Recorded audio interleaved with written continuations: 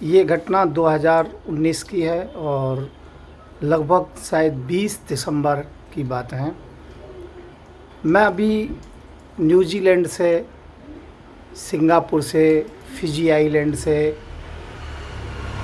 और ये ऑस्ट्रेलिया से अपने विशेष कार्यक्रमों के लिए गया था। तो उससे मैं इंडिया में आया और मुझे 25 दिसंबर को फिर यहाँ से जाना था। लगभग 20 दिसंबर को मैं बुखार से पीड़ित था। तो उसी समय शाम को लगभग 10:30-11 बजे रात्रि को जब मैं सो गया था तो उस समय एक फ़ोन आता है और वो फ़ोन आता है कि अनजाना फ़ोन था, नंबर भी अनजाना था। मुझे जगाया मेरे बच्चों ने और मैंने वो लिया तो उसमें स्पष्ट एकदम से देखा, आवाज़ थी, बहुत अच्छी आवाज़ थी। उन्होंने कहा साहब आपसे बात करना चाहते हैं और ये दिल्ली से फ़ोन है। तो मैंने फिर वो फ़ोन उठाया। तो मैं आपको ये नहीं बताना चाहता हूँ कि कौन से विभाग का फ़ोन था, परंतु कोई ख़ास विभाग था जिसकी ट्रेनिंग मैं 10-12 साल से दे रहा था। और उसकी ट्रेनिंग के लिए ना मैं अपनी पत्नी को बता सकता था, ना बच्चों को बता सकता था, प्रिय से प्रिय को भी जानकारी नहीं दे सकता था कि मैं देश के किस मिशन पर चल रहा हूँ। मुझसे कहा गया आपको दिल्ली एनी हाउ अभी की अभी आपको आना है और रात के 3:30 बजे आपको उस जगह पर पहुंचना है। मैं 3:30 बजे पहुंचा। मैंने तत्काल ड्राइवर बुलाया, क्रॉसिन की गोली ली और उसके बाद में मैं 3:30 बजे दिल्ली पहुंच गया था। मेरा इंतज़ार कर रहे थे कुछ वरिष्ठ लोग, अंदर लेके गए। मुझसे बात हुई तो उन्होंने बताया कि बहुत चिंता का विषय है और शाहीन बाग में मुस्लिम समाज बैठा है, तो उनमें भीतर घुसा कैसे जाए। अब मैं वैसे तो हिंदू सेना चलाता था, 35 साल से मेहनत कर रहा था, ट्रेनिंग मेरी कोई ख़ास दी जा रही थी जिसके लिए मुझे कई संदिग्ध जगहों पर भेजा गया। जो ऊपर से आदेश आता था मैं जानता था, तो मुझसे कहा गया उनमें कैसे घुसा जाए। तो मैंने ये बीड़ा उठाया। मैंने कहा मैं जाऊंगा, मैं जितने भी गद्दार मुसलमान हैं उनकी लिस्ट बना करके सूची आपको दूंगा। अब उसके लिए सबसे बड़ी बात ये थी कि यदि वहाँ के लोगों को ये मालूम पड़ जाता है कि मैं यहाँ पर जासूसी करने के लिए आया हूँ मुसलमानों के बीच में, तो मुझे मार दिया जा सकता था। तो इसलिए मैंने बड़ी बेखूबी से कार्य किया। मैं वहाँ गया तो मैंने एक देखा कि वहाँ एक बरंदा साहब हैं जो लंगर बांट रहे हैं। मैं उनके पास गया, उनको कुछ पैसे दिए, कुछ मैंने अच्छी बातें की, अपने झांसे में लिया, सीधी सी बात कहूँगा। फिर वहाँ के लोगों को लिया। फिर मैंने शाम को रिपोर्ट दी, काफ़ी काम हो गया है, मंच तक मुझे पहुँचा दिया गया, पर मैं बोलूँ क्या। फिर रात्रि को जब मैं 2:30 बजे के लगभग अपने विशेष टीम में गया तो उन्होंने बताया कि भाई आपको वहाँ पहुँचने के लिए मोदी और अमित शाह की बुराई करनी पड़ेगी। तो मैंने जो मुझे ट्रिक बताए गए वो सब लिए।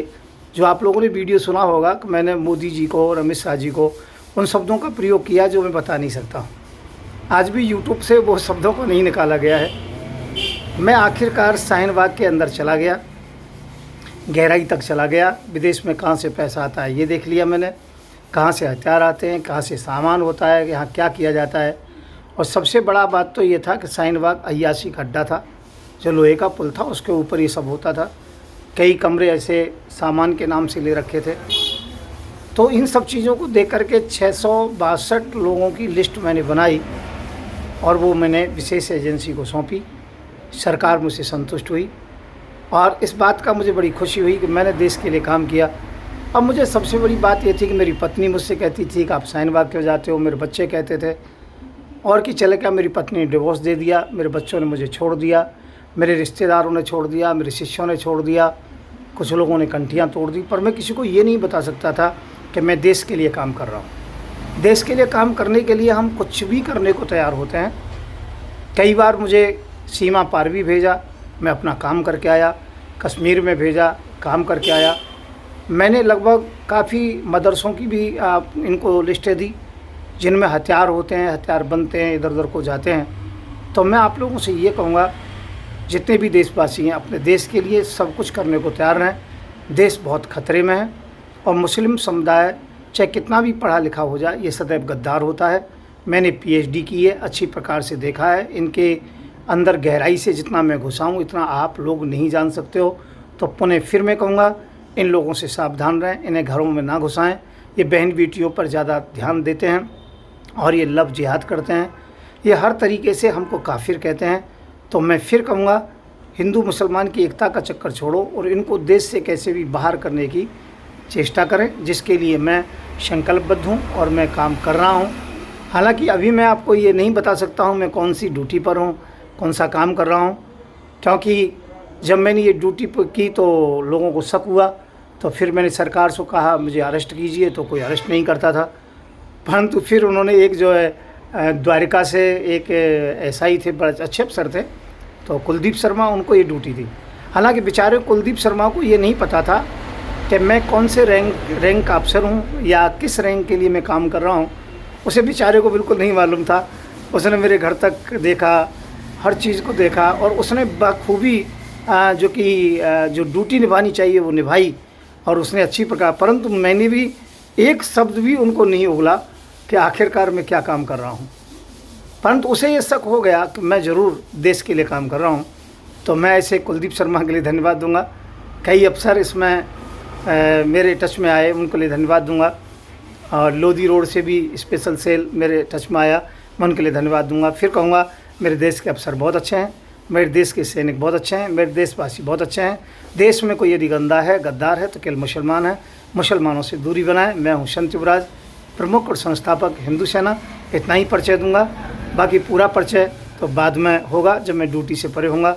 अभी इस समय किसी काम से ऑन ड्यूटी हूँ और मेरी ड्यूटी सीधी सी है। आप एकजुट रहिए, सजग रहिए और देश के लिए लड़ते रहिए। नमस्कार दोस्तों, मैं हूँ संत युवराज। राधे राधे, जय श्री राम।